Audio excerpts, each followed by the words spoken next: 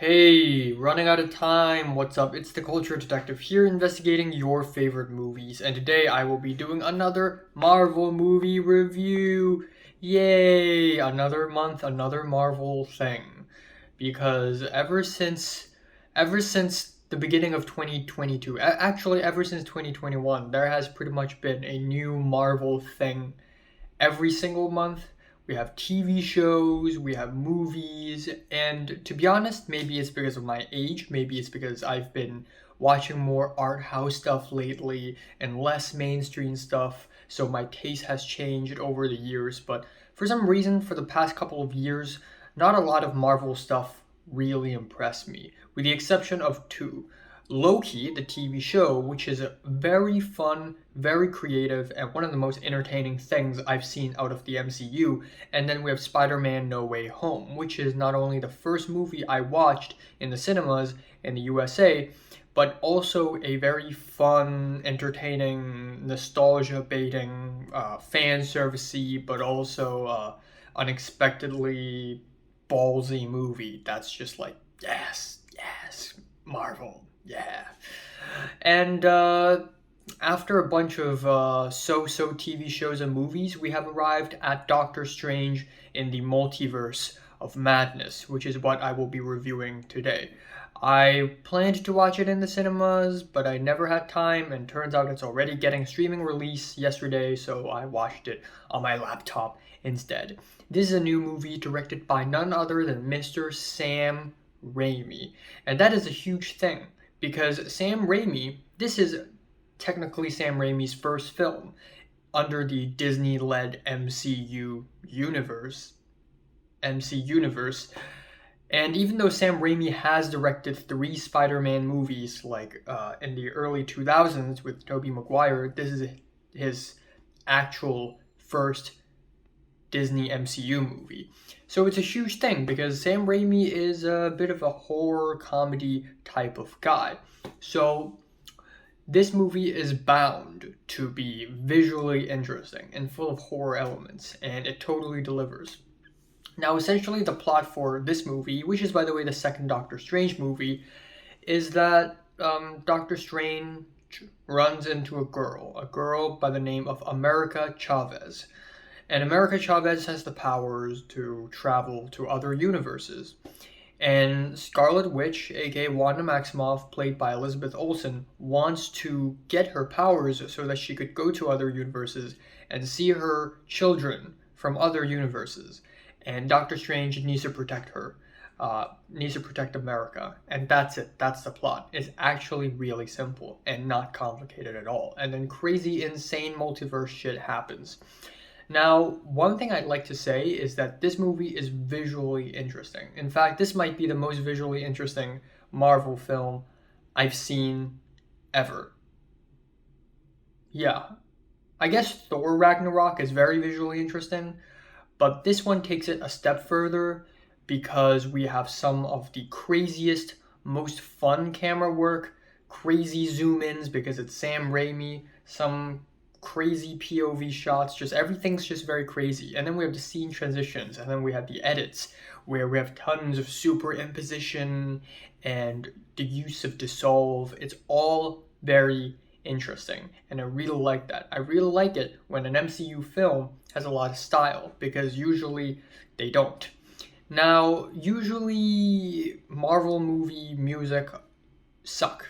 Usually they are bland, trite, and they're some of the same music ever. But there are a couple of musical moments in Doctor Strange 2 that I actually like, especially when there's an electric guitar. That's really cool. And also, it's a very fun and entertaining movie. I don't know why a lot of people are like, man, this movie sucks. This movie flopped so hard. No, it doesn't. I mean, to be fair, as far as 2022 goes, there is a better movie about the multiverse than this one, but it still doesn't take away from the fact that this movie is very fun and entertaining, and I had a good time watching it. I had a good time. I really did. But what I love the most about this movie is actually the horror tones, because MCU has been so bland and washed down and watered down lately. Directors are beginning to find ways to make MCU movies more interesting by introducing elements of comedy, like in Thor Ragnarok, by making it also very comedic in the Guardians of the Galaxy movies, and by adding tons of fan service, like on Spider-Man No Way Home, or straight up destroy the whole superhero idea with TV shows like Loki. And now we have Doctor Strange in the Multiverse of Madness with the horror tones, and I friggin' love it. There are zombies in this thing, or a zombie in this thing. There are deadly spirits. There are very creepy scenes. There are jump scares, which are pretty cool.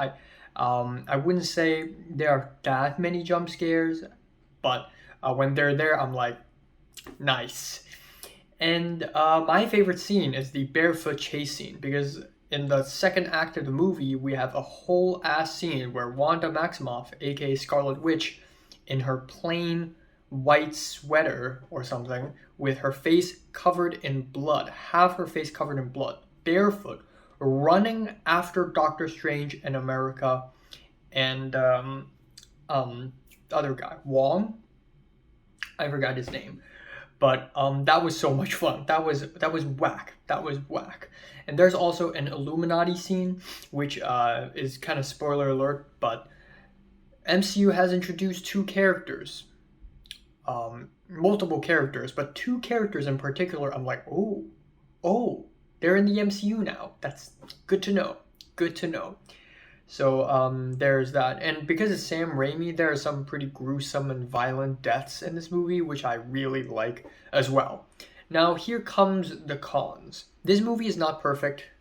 If you expect this movie to be this super epic, insane movie that's going to change the course of MCU as a whole, you're going to be disappointed because it's not. It's a standalone movie that completes the arc of Stephen Strange and completes the arc of the Scarlet Witch and introduces the multiverse concept again for a little bit, and that's it. It's not as epic as you would think it is. But that doesn't mean it's a bad movie by any means. Second of all, I wish this movie is longer. This movie is 2 hours long. I wish it's 2.5 hours long, because this movie is very fast-paced and it doesn't have enough exposition. And I usually don't say that. This is a very special criticism. This is a rare criticism. This movie needs more exposition because the whole concept of multiverse jumping is so complicated, and the whole idea of, the Darkhold, which is this dark book, and this book of Vishanti. Like, there's so many concepts, and I wish the movie takes more time to just explain them. I want more explanation. Of course, I don't want a character just sitting down and talking and explaining. I want it to be shown, not told, but God, I want to sneeze. But still, I wish there's more exposition, especially in the first act. The first act went by really fast. Doctor Strange had a dream. He wakes up, goes to a wedding, boom, inciting incident. That's it. While in other MCU movies and other MCU TV shows, we see more of the regular life first, before the inciting incident. And I kind of want to see more of that in this movie, Like in Moon Knight, we see him working in British Museum, or in Spider-Man No Way Home, we see Peter Parker trying to get into university, applying to university. Like, I want to see more of that stuff, actually. Now, one other complaint I have with Doctor Strange is that the powers are messy. Essentially, we don't exactly know what the powers of our main characters are. Doctor Strange's power is magic. Scarlet Witch's powers is also magic, except super powerful, and she can bend reality, and that's it. That's all we know. That's all we know. So whenever we see Doctor Strange and Scarlet Witch fight, it's not a very exciting fight. I mean, there are some cool moments. Like, there's a musical note fight in the last act of the movie. That is just really cool. I really enjoyed that one. Again, the zombie fight, that's really cool. But aside from that, a lot of the fights in this movie are either telekinesis, wow, controlling things without touching them, or just punching, or shielding, the Doctor Strange shield. And that's it. It's not very creative. It could have been more creative if we know how these powers work and what are the limits of these powers. Yeah, Scarlet Witch is really powerful, but she got to have a kryptonite, right? If she does, it would make the story so much more interesting. And I'm only having this sort of complaint because I've watched enough JoJo to understand how awesome an action sequence would be if we know the limits of every single power and if we know how every single power works. But I guess not. So I wish Marvel, and especially more magical, fantastical side of Marvel, I wish the powers would be more clearly defined. Like, oh, Doctor Strange can specifically do this, which can be countered if Scarlet Witch does that. And if Scarlet Witch does that, maybe Doctor Strange can do this in order to stop that. Maybe, maybe we can connect the dots with their powers and see how their powers interact. That would be really fun. But still overall, this is a fun movie. It's entertaining. It slaps. It's visually stunning. Cool transitions.